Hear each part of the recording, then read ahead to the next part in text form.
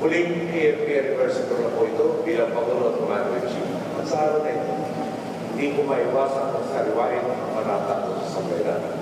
Pagbaba ko sa pwesto, makikita natin ang malaking pagbabago. Kita-kita naman po kung nasa na tayo ngayon. Sa nakalipas na mga taon, sama-sama natin binago ang imahe ng Armed Forces of the Philippines. Pinatatag natin ang inyong hanay upang maging isang mas moderno, mas handa, at mas maasahang kasunduan na ang tanging interes ay kaluil kapakanan ng ating pagpunos.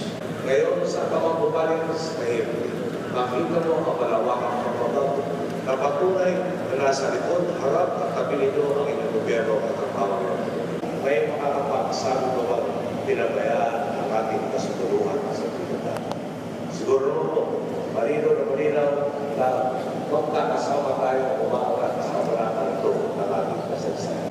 Sa susunod ito, nakakang sa ating balikan at tungkuling siguruhin magiging matiwasay at matumpay ang paparating na. Ito na po ang last mission ko para sa inyo. At bilang inyong Commander-in-Chief, iwala na akong iisa lang ang pagpas ng inyong susundan.